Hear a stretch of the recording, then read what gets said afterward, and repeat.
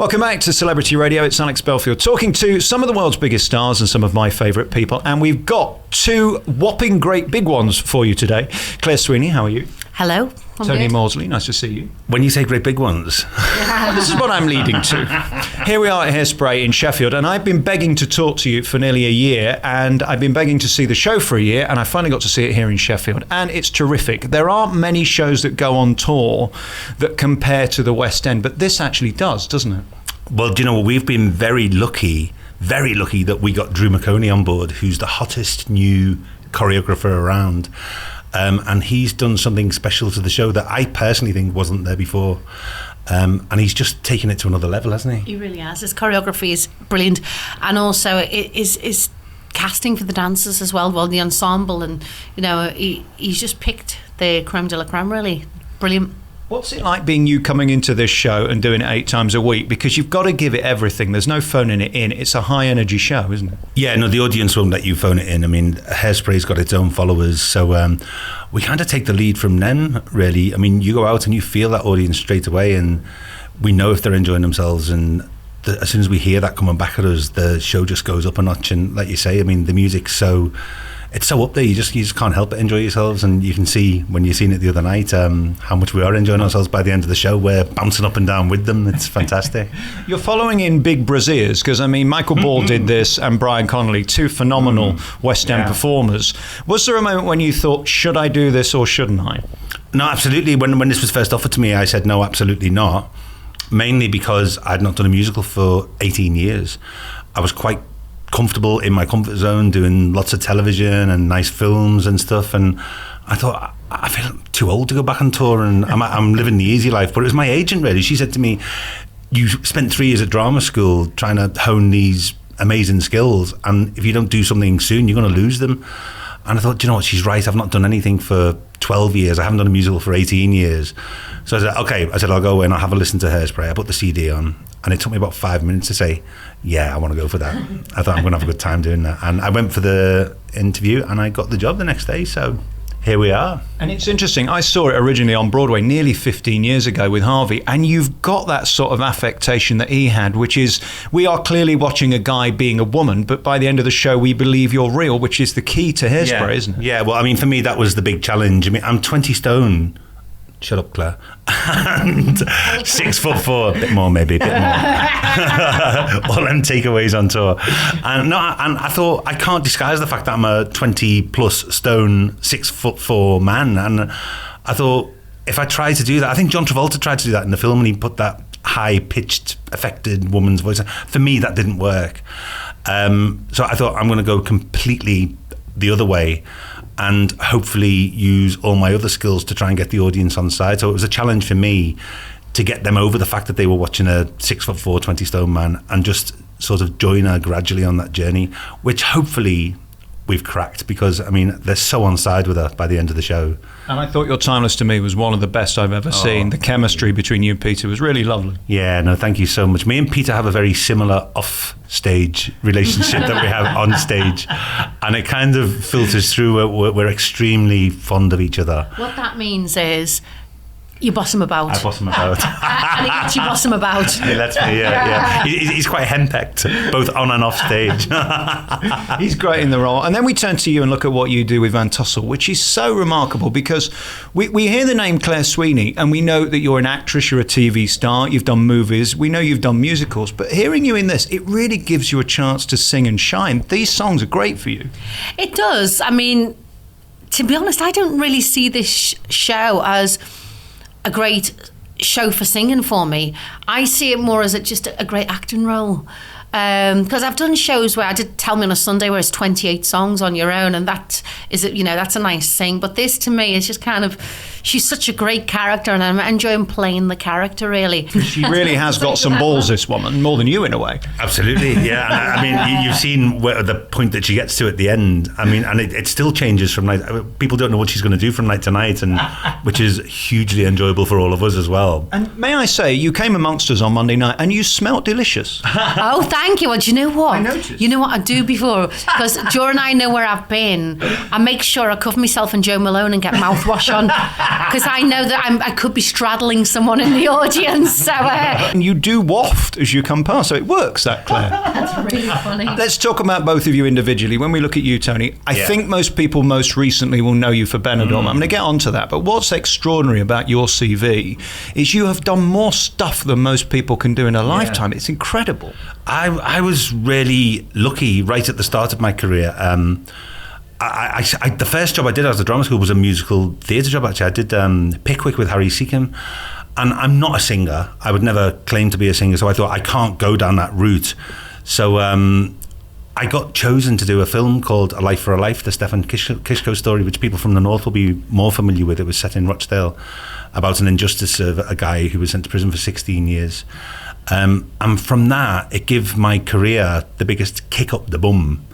I was just very lucky to be in a wonderful film written by wonderful Peter Berry and directed by a wonderful guy called Stephen Whittaker, who taught me so much about working for the camera. And it just moved me to a different avenue, really, and to a different level. And on the back of that, well, the first thing that happened on the back of that, I got a job in Sleepy Hollow. Tim Burton happened to be in England when it was aired on TV, staying at the Dorchester, and phoned my agent the next day and asked to meet me. So I went to meet Tim Burton at the Dorchester Hotel, who was just got out of the bath in his dressing gown, and said to me, "Oh, Mike, I saw you in this movie last night, and I'm doing this movie called Sleepy Hollow, but it's mostly cast, but I've got a part that I would love you to." And he just gave me a little part in his film, Sleepy Hollow, which I ended up being on for about 3 months. In England, I mean, it was also mainly around Marlow in Buckinghamshire. But no, things happened because of that film, and people remember that film for a long, long time, and I won an award for it. And it just set my career flying. So I was really, really lucky in that respect. And then with what followed, I was lucky as well. And you've done loads of credible stuff. Then we see you as Kenneth. Yeah. And it's somewhat defined you. It's the thing that people love the most. It's the thing that people fell in love with. Are there moments you get in that wardrobe and say, I'm not putting that on? I don't think they did want me to go topless in the very first episode. And I said, absolutely not. I don't want to go topless. And they said, but Johnny Vegas does. I said, well, good for Johnny. I said, I don't want to be topless. I said, me being topless in a 2-minute scenes mean me wobbling around a pool for 6 hours a day. And I said, it's not going to happen, which is kind of where the funny T-shirts came in, sort of thing, which I just think it's better. It'd be too distracted of my gut bouncing around your telly all day. So, I am horrified sometimes when I walk in. A lot of it is my own fault. A lot of it I say, shall we do this? And I suggest things to them. We've got some more crackers coming up this year, actually, for Series 9. That they sent me some pictures of the other day. But I love it. I mean, what a gift of a part. Do you know what I mean? You're right. I mean, I've had a really varied career, and for me, Kenneth's the icing on the cake. I mean, it's so nice to go to work and laugh and not have to cry all day. And I so love that you embrace it, because you could be resentful of it looking at your CV. I mean, you are basically a classical actor who's gone into this role and nailed it. When you walk down the street, I guess you just get nothing but warmth. Absolutely, yeah. I mean, you get warmth because I play a warm, loyal, loving, funny, cheeky character, and I don't resent Kenneth at all. I absolutely embrace him, and I'm very, very grateful to Darren Litton for giving him to me. And continuing to, because there's some people have come and gone. Yeah, no, absolutely. There's lots come and gone. I've been there now for, is it 6 years or 7 years? And I'm about to go back and do Series 9. Good for you. It's brilliant. And then we look at your career, and again, Claire, you've done everything. I mean, let's start right at the beginning with Ken Dodd. Doddy comes here and still sells out, and there you were all those years ago. Does that sort of pay off being around people that great? I was ever so grateful, because he was so instrumental in encouraging me at the beginning and getting me on his shows and just giving me experience and advice, really. He was brilliant. He was really, really helpful to me, and I really appreciate it. I'll never forget, I was doing, he invited us, he was on a panel show at ITV, London Studios, and he invited Mum, Dad and I down.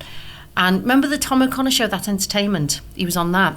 So in the dress green room after, there was lots of stars milling around, lots of execs from ITV and all that. And Doddy came in and stood with me, my mum and dad. I was 15 at the time, in the corner, and just gave me advice and chatted to me. And, you know, he just had time for me, and that is the most valuable thing ever, to give someone time, and I really appreciated it. And again, to be given that enormous stage with that big a star, I always say to people, you forget that he was a musical star in his own right. I mean, those CDs, he's the third best-selling male solo artist in England ever. In the 60s, it was massive. He's got a beautiful voice. A beautiful voice, Yeah, really good. Yeah. And his partner, Anne, used to sit in the wings and write down the gags he told that night to make sure he didn't do the same show when he went back to the same venue next time. I thought it was just brilliant. Absolute brilliant.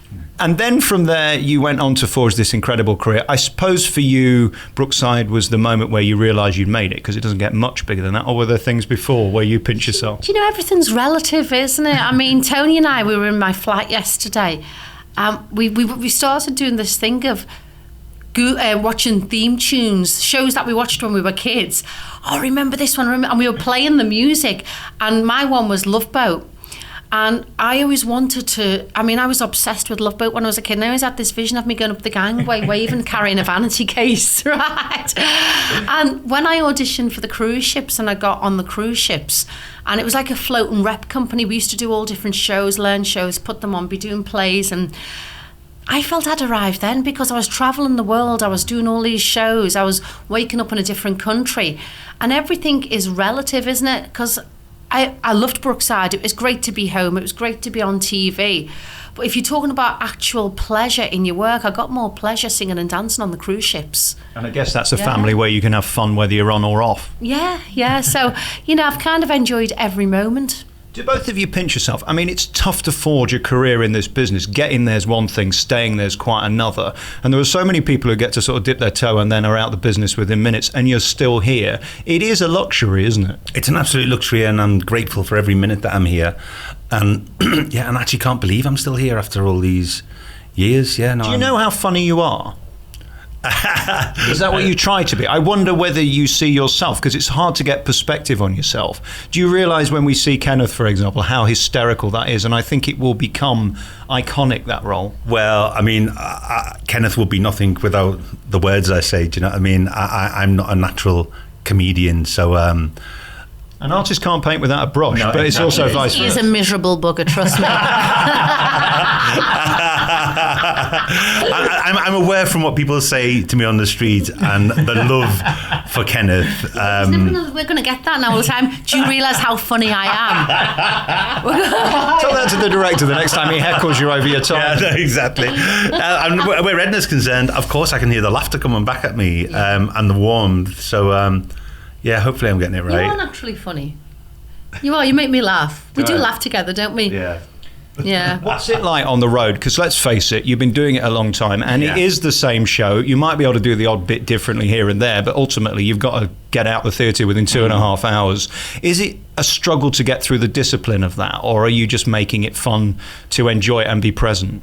It is difficult to get through the discipline of that, and it's something that we see in the youngsters that have just come into the show. They haven't learned that discipline yet. They will do. They'll learn it eventually, and as I did, I mean, I was so undisciplined when I started doing this. In that first job I was telling you about with Harry Seacombe, I let him down twice on stage within 2 nights.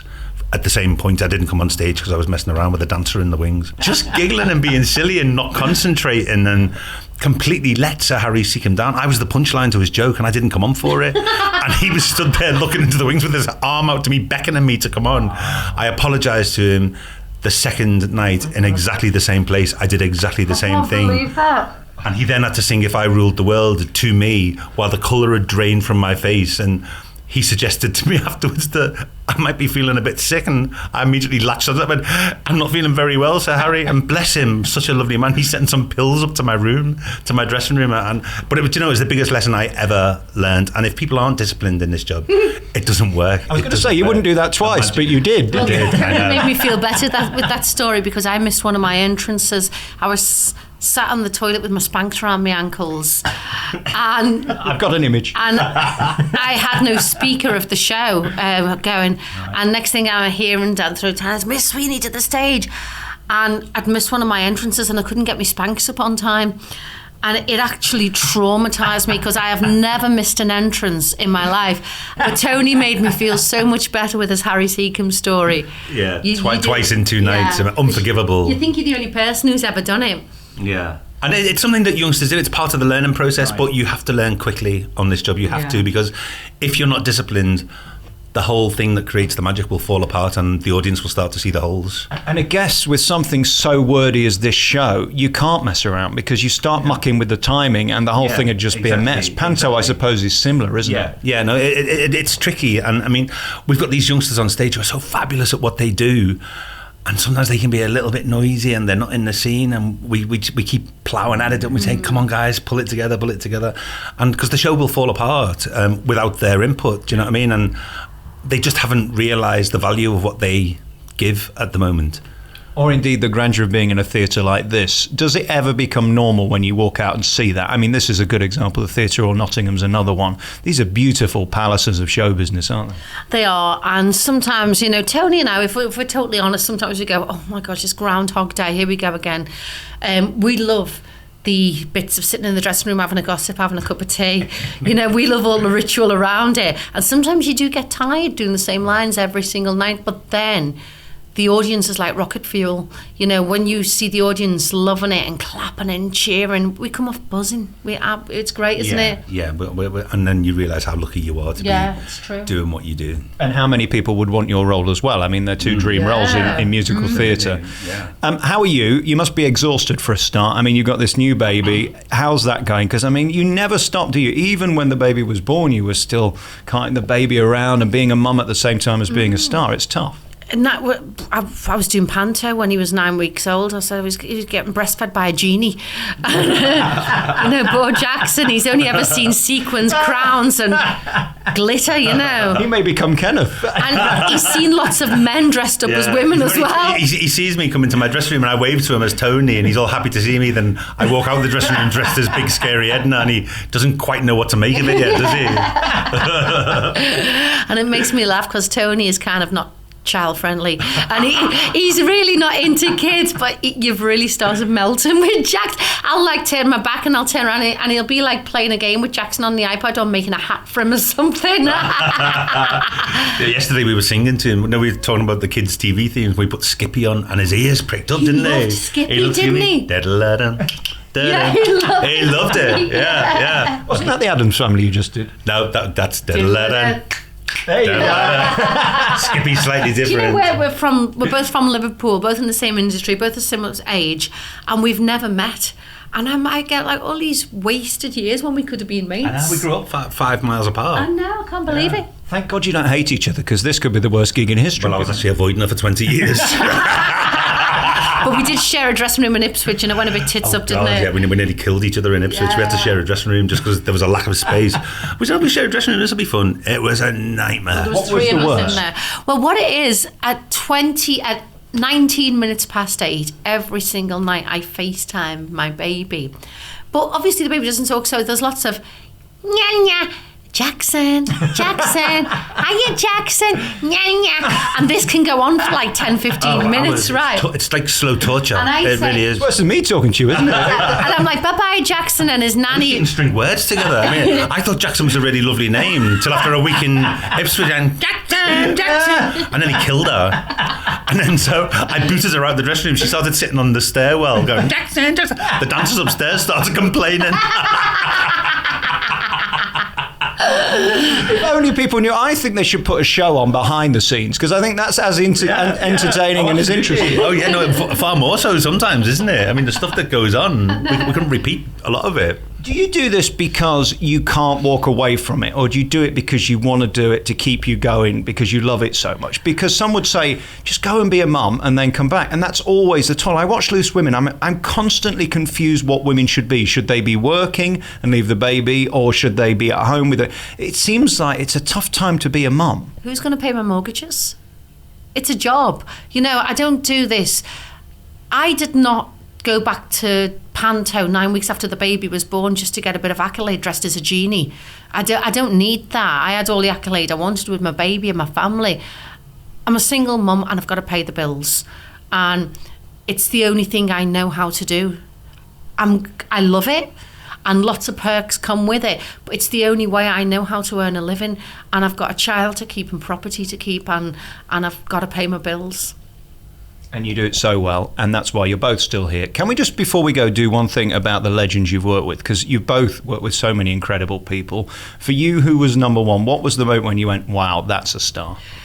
There was two moments, actually. There's my first one was, I'm a massive Shirley Bassey fan, and I'd gone there with all the gays and thrown the rose and done all that, and then one day I got absolutely drunk with her, and I did a concert with her at the Royal Albert Hall, and I remember holding her hand and taking a bow at the Royal Albert Hall, and my mum was in a box, and I looked at my mum and I went, can you believe this? I'm stood on stage next to her, holding her hand, taking a bow, and that for me was a real moment of, because I'm such a fan, it was like, wow.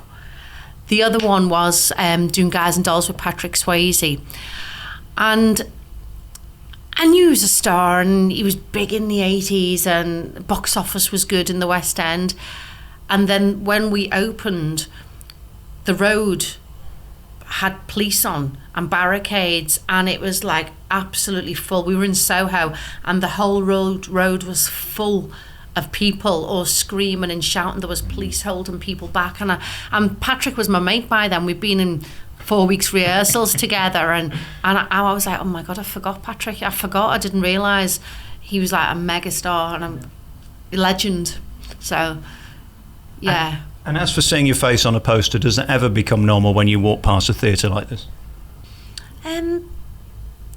What a funny question. I don't know. I don't think about it. Do you? I do think about it. Yeah. No. When we you're walking through Sheffield and your face goes past on a bus. Oh, we were on a bus. We buzzed when we saw the bus, didn't we? Yeah. It is exciting. Yeah. No, I won't. So again, you take it for granted. You don't think of it because you don't see it. But to me, when I walk by, I think, God, I'm just going to go and see those. It is extraordinary. I mean, not many people get their face on the side of a building or the back of a bus. Wow. Do you remember in Malvern we were on the sliding doors, like a full-size figure. I was like, wow, we're on sliding doors. So, yeah. No, that's exciting. I mean, the Empire in Liverpool, that was great. The Empire for both of us was really great. I mean, they put a massive poster up outside on the roof, didn't they, for us? It was wonderful. When I arrived in Liverpool that day, I must admit I took a detour and drove past the Empire. So that was where I first saw a theatre show. Do you know what I mean? So that was really special for me. Yeah. But with regards to my heroes, this is an easy one. Julie Walters for me. She was like a childhood hero, and she'd done a lot on the Liverpool acting scene in the 70s and 80s. So she was a huge star to me. And then I got to play her son in a thing called My Beautiful Son, and then went on to do 2 more things with her, playing her friend in the film about Mo Molam that we did. And then I played her evil sidekick in a thing called Ruby and the Smoke. So that was a massive ambition filled for me. And aside from her, Johnny Depp. I'm not usually starstruck, but with Johnny Depp when I did Sleepy Hollow I was. And I'd stopped smoking when I was doing Sleepy Hollow. And we'd done this scene, me and Johnny, and he said to me, hey, Tone, you want to come and roll up? And I was like, oh, I can't turn down a cigarette with Johnny Depp. So I went and smoked with Johnny Depp behind the scenery, and it nearly killed me. But I thought, no, I'm going to get through this, do you know what I mean? So I can say I've had a roll up with Johnny Depp. Is he a nice guy? Lovely, really nice guy. Is he gorgeous? Yeah. He's very chiseled. I thought he was sucking his cheeks in. He's got that... No, those dimples. I thought he did it on purpose for the camera, but no, it's like he's got this bone structure. Was it good watching him work? When you watch them work, him and Christina Ricci, you really realise how little they actually do. They're doing nothing. And I thought, God, this is going to be rubbish. He hasn't done anything. Do you know what I mean? And then obviously you see it on a big screen. It's like, oh God, no, he's doing everything. It's all and again, you learn so much from watching people who've done it before you. And again, what a privilege to be around this level of people, absolutely. And you're on screen with them. Yeah, no, absolutely. I mean, what's this that you keep huffing and puffing with? Well, sometimes huffing. I've been smoking again. This is why I'm 3 stone fatter than 3 years ago. Is it the 11th of February? Nearly tomorrow, isn't it? I've stopped smoking 3 years tomorrow. Oh. Wow. So this is my dummy that is, they call this vaping. Everyone's vaping these days. And apparently they're now giving them out on the NHS. So this is the harmless and closest way I can get to a cigarette. You can't lose weight though, because Kenneth needs to have a few pounds on him. But you know what? There's limits. I mean, those hot pants are disappearing up my arse now. Do you know what I mean? See, the costumes are still the same, but I've got bigger. So. Do you worry about your own health? Is it something is that the next thing? You've stopped the smoking, which is the worst. Now what is it? Snacking, carbs? What is it? Well, yeah. No, we're actually both on diet at the moment. I've actually lost a bit of weight because. Why are you on a diet? I've never got rid of my baby belly. Stop. So I was on tour doing this show night after night. I would lose weight, and apparently most people do. But I must be the only Edna that's got fatter. I mean, because we're devils, aren't we? We're quite partial to a spring roll. Yeah, we both got a little. We're both addicted to food, and he talked me off the ledge yesterday because we had to walk past Cosmo's buffet. You did. You talked me off the ledge. You were brilliant. Talked about us having the big buffet, but I did slip up and have a cream egg in the shop next door, didn't I, yesterday? Yeah. No more cream eggs. No more cream eggs. No more cream eggs. Listen, I wish you both well. I could talk to you all day. You. What an amazing career both of you have got and continue to have.